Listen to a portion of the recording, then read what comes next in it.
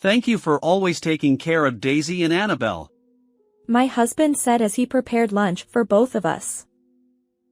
However, he had a trick up his sleeve and I lost consciousness shortly after starting to eat. The next thing I knew, I was in a hospital bed.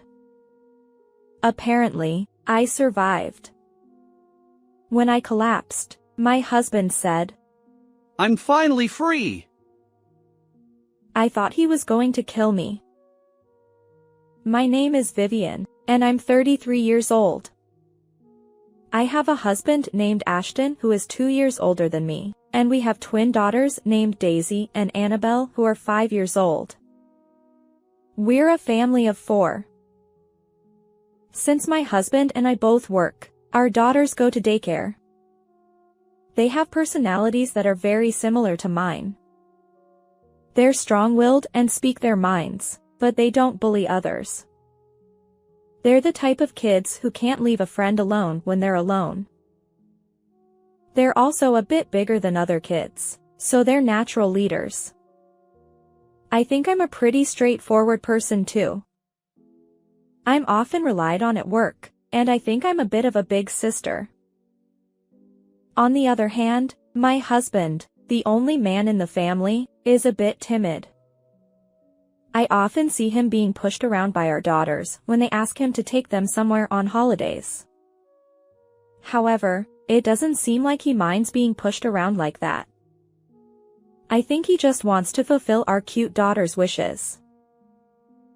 I thought our family of 4 would continue to live together happily and cheerfully, but my husband has been changing little by little. It started with something small. His overtime work increased a little. Until now, my husband had been avoiding overtime work to spend time with our daughters. Since I have to work overtime, I used to ask him to pick up our daughters from daycare when he came home on time. However, he started working overtime once or twice a week, which was a change from before. I understand that it can't be helped if it's work. I managed to adjust my schedule and started picking up our daughters from daycare. However, our daughters were a little unhappy about it. Actually, when my husband picked them up, he bought them sweets about half the time on the way back. They complained that they couldn't get sweets anymore because I was picking them up. Well, no matter how much they complain, I'm not as sweet as my husband, so I don't intend to buy them sweets. With this kind of life continuing, my husband's overtime work is set to increase a little more. The number of days won't change, but the hours will be longer. I don't know what kind of work my husband does since we work for different companies.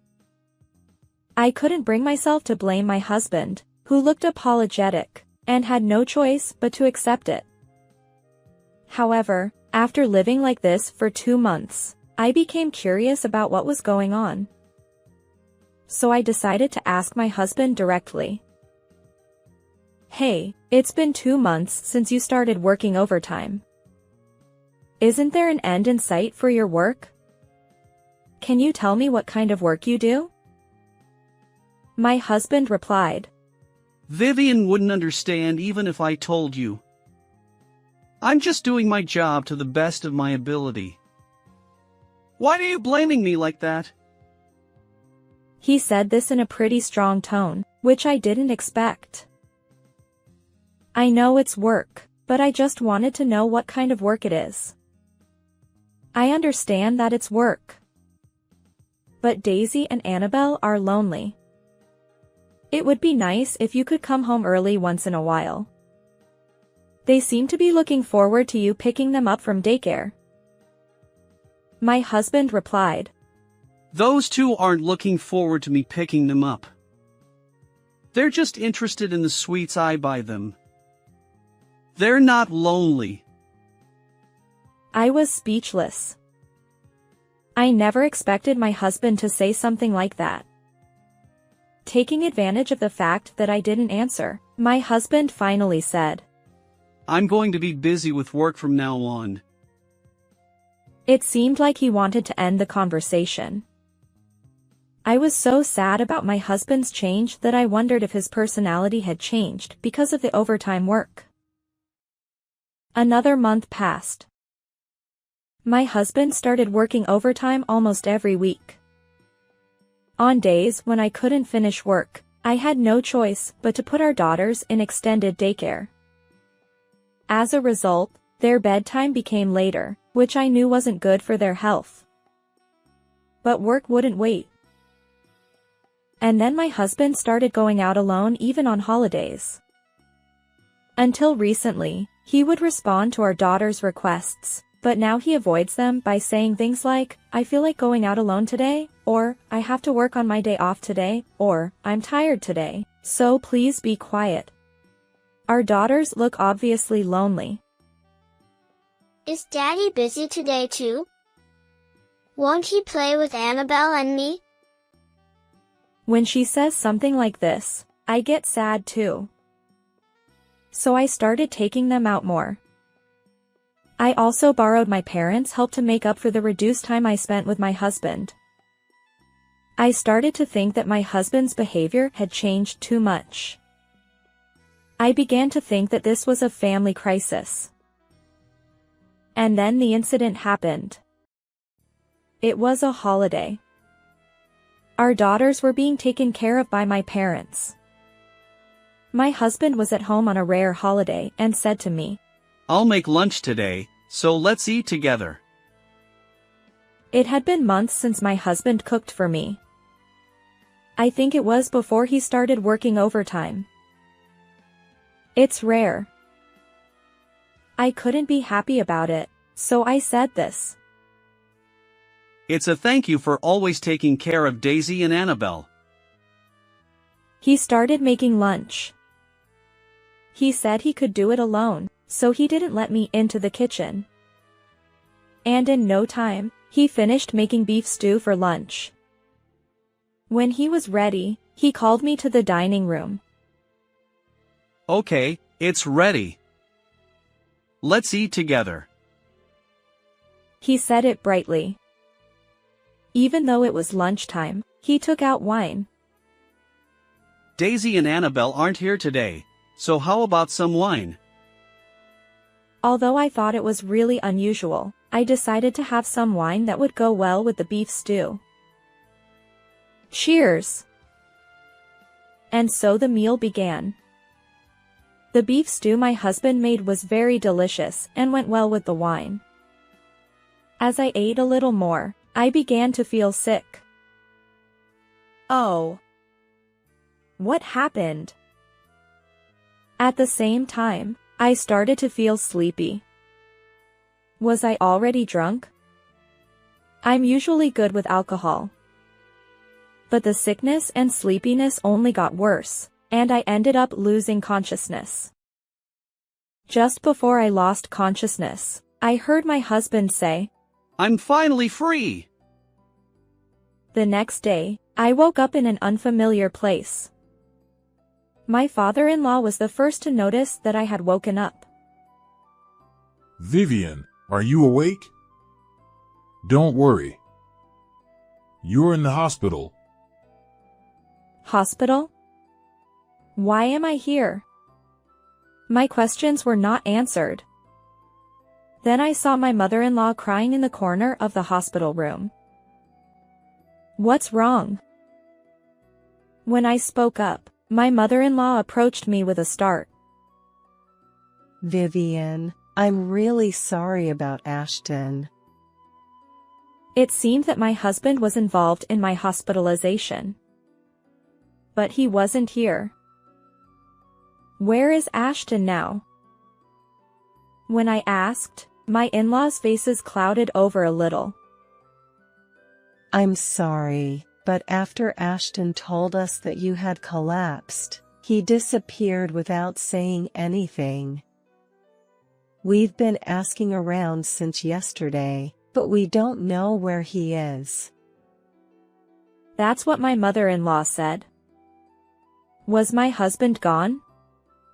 I had a vague idea of where he might be. But what about my condition? My father-in-law answered that question. It seems that there were sleeping pills and pesticides mixed in with yesterday's lunch. Vivian ate it and got sick. And the wine you drank with it doubled the effect of the sleeping pills. Did my husband use pesticides? Thanks to the early discovery, we were able to treat it quickly. That's what my father-in-law said. Why did my husband contact my in-laws even though he had put pesticides in my food himself? I forgot to ask that. He must have wanted to kill me, judging from his words about being free. There were many mysteries about my husband's words and actions. My parents took care of my daughters while I was unconscious.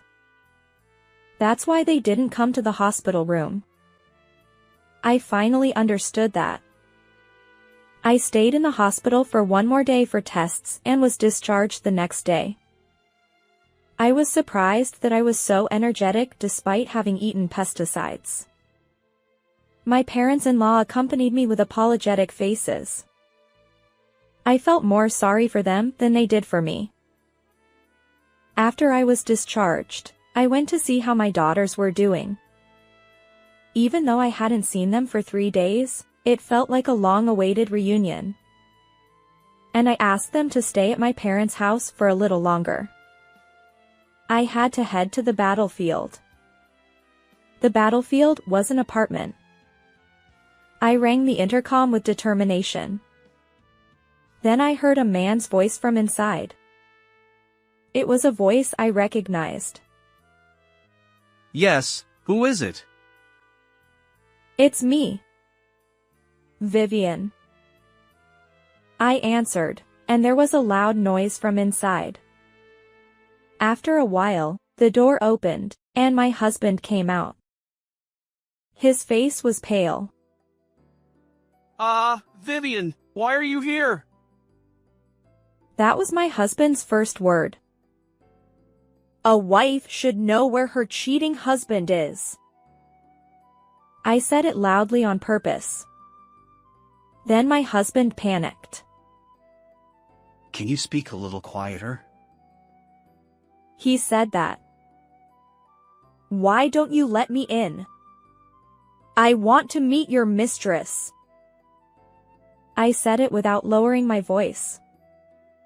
It was a bit unfair, but it was a strategy one had to use to talk inside. My husband reluctantly let me into the room. I won my strategy. The woman inside should be named Cecilia. The reason I ended up in this apartment and why I know this woman's name is that I had a private investigator investigate it. Cecilia was a woman who looked good in a dress, unlike me, who always wore pants. This was the first time we met, but I knew from the investigation report that she had a neat personality. Well, I don't know if someone with a neat personality is really neat when they're cheating on someone else's husband. But she looked cute, and her personality was the opposite of mine. My husband asked me with a pale face. Are you okay? Oh, right. I forgot. My husband made me drink pesticides. And sleeping pills too. What was the meaning of these sleeping pills? I had a lot of questions to ask. I'm fine. I had a thorough examination and everything's okay. But why did you try to kill me? You called your mother early on, but you wanted to kill me? And what was the reason for the sleeping pills? I don't understand your behavior at all. Then my husband muttered something. I didn't try to kill you. Well, maybe I thought about it at first, so I gave you sleeping pills to delay the discovery. But I got scared, so I couldn't call an ambulance, but I called my mother. If you were found, I thought my mother would take you to the hospital. I see. So you ran away here? I said it sarcastically. But it was true. I'm sorry. I might have thought about killing you at first, but I didn't do it, did I? So can you forgive me? Huh? I sighed heavily. I couldn't forgive him for trying to kill me. Besides, only with such a cheap apology. I want to know what you wanted to do after trying to kill me. Did you want to remarry Cecilia, who is there? And what did you mean when you said you became free on the day you put pesticides in my food? What does that mean? I asked him a series of questions. My husband answered slowly while looking flustered. I was going to remarry Cecilia if you were dead. I was tired. I couldn't keep up with the power of you, Daisy, and Annabelle. That's why I said I became free. I see. So that's what it was. Was my weak-willed husband really cornered? But he was cheating on me? You cheated on me and then you're saying we cornered you? What are you talking about? You made an escape route for yourself. Who came up with this plan? If you say you came up with it because you were cornered, I can believe you, but if Cecilia is involved even a little bit, I won't forgive you. Then Cecilia spoke up. I came up with this plan. I couldn't stand to see Ashton being cornered like that. So if you won't forgive him, then I'm also. Was she trying to feel like a supportive wife? But she had made a very dangerous plan. So in the end, you two came up with the plan together.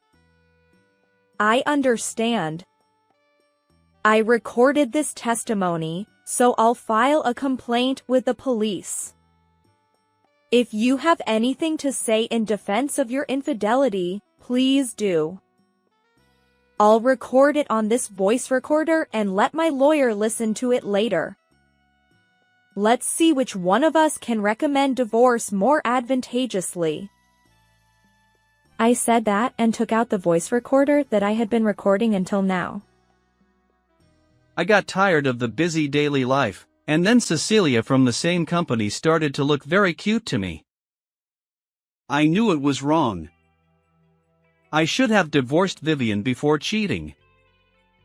I'm really sorry. And I don't need Daisy and Annabelle's custody. I want to live quietly with Cecilia from now on. He apologized, but he still cheated on me, and he didn't care about our daughters. Then you'll pay for the infidelity compensation and Daisy and Annabelle's child support every month. Even if you say you're giving up custody, they're still your children. Paying child support is your duty as a parent. Then, I know that. I just don't want to live with them. But I think they're cute. I'll pay child support, so I want to see them occasionally. You can't do that. You're going to cheat because you hate Daisy and Annabelle, right? That's too selfish of you. Well, I'll explain this to Daisy and Annabelle and let you see them if they want to, but... My husband slumped down. And then I said, let's decide the amount of compensation for the divorce through a lawyer later. And as for the matter of you trying to kill me, I'm not going to settle or anything, so you better pay for your crime. And the compensation for the pain you caused me will be added to the compensation for the affair, so be prepared. My husband seemed to lower his head even more. Then I turned to Cecilia. You've been acting cool since a while ago, but you're going to be arrested by the police too. And I'm going to make you pay the compensation for the affair too, So you better be prepared. Cecilia had no choice but to slump down too. The rest of the story. My husband and Cecilia were taken away by the police after I submitted the complaint and the voice recorder data. I think they will probably be arrested for attempted murder. They won't be able to avoid going to prison once the sentence is confirmed. Before that, I divorced my husband. The compensation I received from my ex-husband and Cecilia was quite a large amount. And the monthly child support my ex-husband had to pay for 2 children was $800 a month. How hard it must be to pay this amount while paying back the debt of compensation that he and Cecilia chose. By the way, my ex-in-laws were completely on my side and they said they cut off their ties with their son. This means that my ex-husband has no one to rely on anymore. Well, I hope he remarries Cecilia or something and keeps paying the child support. As for me, I decided to go back to my parents' house with Daisy and Annabelle. It took a little longer to commute from my parents' house, but I still managed to make it, so I decided to do my best. I told Daisy and Annabelle the reason for divorcing my ex-husband as much as they could understand. And then I asked them if they still wanted to see their father, and they both said they didn't want to see him anymore, so I decided not to let them see him. I thought they must have felt something when he tried to kill me once. I hope I can live with my 2 daughters and give them enough love with my parents from now on. How did you like this story? Please also subscribe to my channel. See you in the next video.